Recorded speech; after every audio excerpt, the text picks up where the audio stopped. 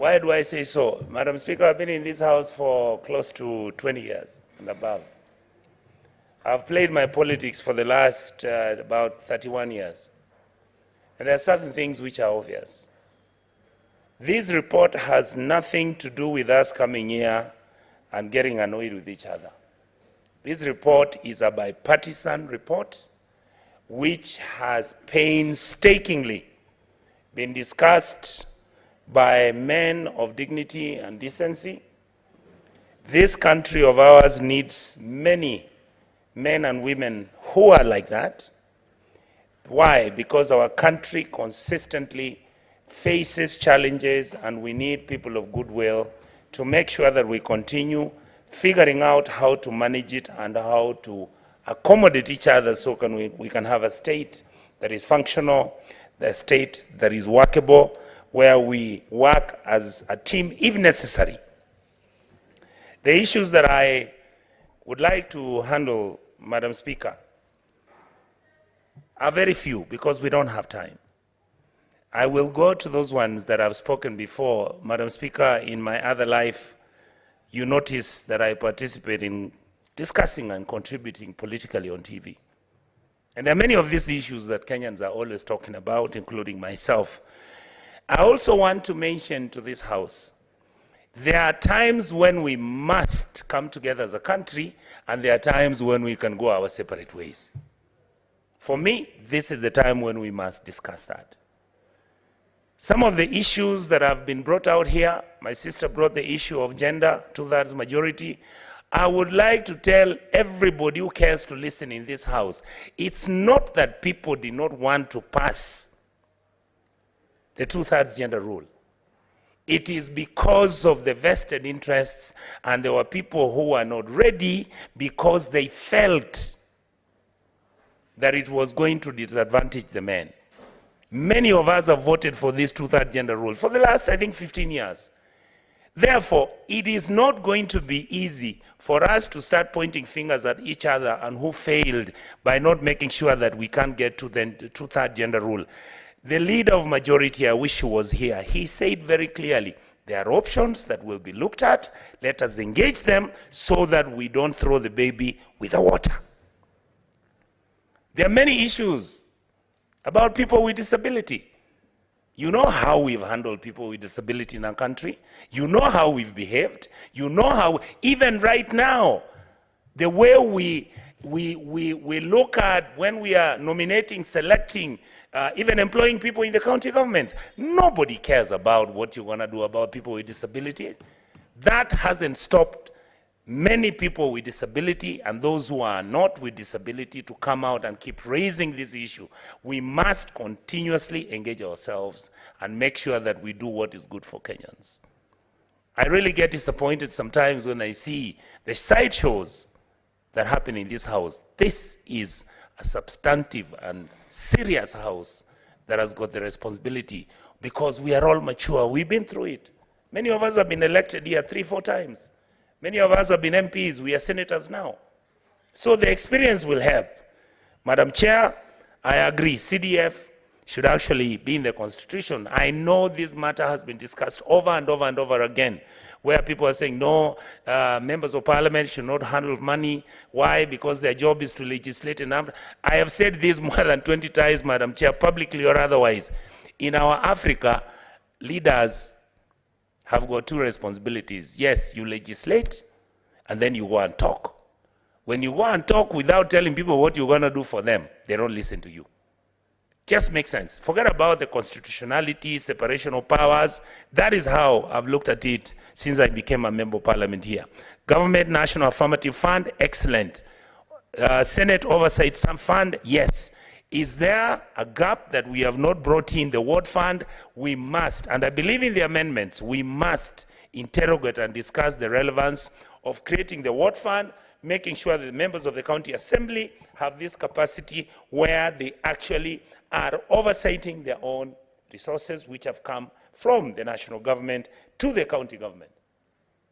That includes Madam Speaker, me actually giving a suggestion that one of the issues that we also must do, the members of the County Assembly, let us also figure out how we can accommodate either through subsequent legislation or whatever mechanism we use so that members of the County Assembly can also have the ward fund, the oversight fund, so that we are working at the national level, let them work at the county level. And also, I think, Madam Speaker, we are busy here talking about how we are looking at the 2/3 gender rule. We are going to have many women into this house who are going to be nominated. Can we also discuss what their job responsibilities are going to do in terms of them giving funds? How do you get those funds? Because Madam Asige here, she's representing people with disability. So are we expecting that she's going to Mombasa, where she has come from, and she just keeps talking about, oh, we can do this, but I've got to Nairobi and look for the national government to give me the funds? No. Let's be sincere and deal with these other issues. The transfer of functions, the issue of, Madam Speaker, because I don't have time, I wish I could have run through all this, but I want to encourage members in this House. I want to say this. There are many, many issues that have not been brought at the table. Can we take what is on the table and make sure we push it? Remember, the Constitution had a challenge. 20% wasn't correct. If it means NADCO is giving us 10%, so be it. Then we now proceed as the other issues that we are going to deal with. Finally, I would like to say, I actually want to thank Honorable Cherargei, my leader, Honorable Kongo Mogeni, my brothers who have been there, Honorable Sifuna, and the rest of the team, who have constantly brought out these issues that we need to discuss under this NADCO bipartisan discussions and arrangement which are taking place. It is now that Kenyans want us to discuss and solve the problems which they have. Kenyans don't want us to fight anymore. If you check out here, my colleagues, people are suffering from political fatigue. Kenyans want results, Kenyans want to hear positive things, and Kenyans want to know that we are a house that is going to behave, that is going to look at the interests of the country, and we are the country's last line of defense. I thank the team that participated in this. Mzee Kalonzo Musyoka, I give him all the accolades, because Kenya has been through this before. And it's going to happen again. But when we have secured anything small, let us ring fence it, make sure we bring out good laws. Let us make sure that our people are happy that this house has a role to play. I am so happy and hope that this country would like will to be informed by Senator Enoch. Yes, I have no problem. Thank you, Madam Speaker.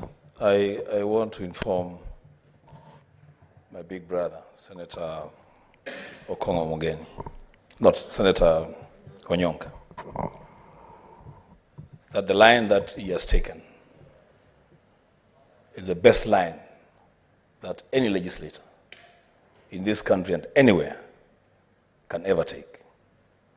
But, Madam Speaker, I must add, without a fear of contradiction, that is only going to happen if the speakers of both houses are not part of the debate. They're just referees of the debate. You can't have a situation where you want us to push an agenda of clear discussions, pushing the agenda of the common mwananchi forward, and you have a speaker seated on the chair who even anticipates what your point of order will be. That way you will not get anywhere. I thank you, Madam Speaker. Senator Enoch, is that a point of order? Is it a point I was of wondering. information? There was no information offered. Yeah. It's a direct attack on the Speaker's seat. It is wrongly done, Speaker. Proceed, Senator Onyonka. Proceed and finish. Madam Speaker, I would like to finish by telling my colleagues that please let us be in a mindset and the general feel that we can sit and discuss this matter as children of the same mother, and that mother is a country called Kenya. Thank you. Honorable Senators, we ought to have integrity in the debate and in the manner in which we debate in this House. It is not correct that you ask for point of information, you're given an opportunity, and what you bring is a totally different thing. It is not correct. So, honorable senators, I would urge you to be guided by the standing orders. If the Speaker gives a direction to close on small issues so that we can proceed on with the debate, you should respect the process and abide by it. So I'll go to Senator. I hope it is not another one like that. Let me not anticipate it. But yes. Madam Speaker, that is exactly the point he was because making. I don't want us because to argue you do not know why I've asked for clarification. Proceed, Senator Sifuna. Madam Speaker, in my understanding of Standing Order 98, when a member rises, and this is the words of the Standing Order themselves, 98.3, when a member rises on a point of order, the chair must make a decision. It says the Speaker shall either give a decision on the point of order forthwith or announce that the decision is deferred for consideration. Madam Speaker, all we are saying, like for me, I am not clear on whether a decision was taken by the chair on the point of order that precipitated the kicking out of the minority leader. So my clarity is, what was the decision of the chair on the point of order that was raised by Senator Wambua following the things that Senator Cherargei said? And Madam Speaker, please just be patient with us, because yes, we want to know what that ruling was. What was the ruling on the point of order? Because it was not clear from where I was sitting, observing the proceedings, what the point of order decision was. Was the point made, or was the point that Senator Cherargei making, was it substantiated or not? That is the decision we wanted to make, because there are consequences for failure to substantiate, and I've suffered those consequences myself. If the rules of debate are adhered to, Madam Speaker, you will not find people trying to find other ways to inject themselves into a debate, for as long as the rules are followed. So you want to know whether yes. a ruling was rendered clarity, to what was the decision? Cherargei. Yes, on the point of order. For purposes of clarity, yes, I will give you Thank the you. process that Thank you, Madam Speaker. The point raised, point of clarification was sought. I requested Senator Cherargei to proceed on and clarify. He did not clarify properly. I gave him a second chance. He gave an answer. The answer does not have to meet the exact expectation of the one who is requesting. As long as he has offered the answer, I discharged it because he had offered the answer. I closed out on that matter. On the point of clarification that Senator Enoch Wambua has also sought for, it was clearly not a point of clarification, and that is why I also clarified as a speaker that you cannot use the wrong standing order, say you want to give a point of information, and all you are doing is to look for an opportunity to bash the speaker's seat. What is your point of order? From your ruling or clarification, I invite you to look at Standing Order number 105. 1. A senator shall be responsible for the accuracy of the facts that the senator alleges to be true and may be required to substantiate any facts instantly. Now, in this case, Senator Cherargei alluded to the fact that he's been sent by so many people except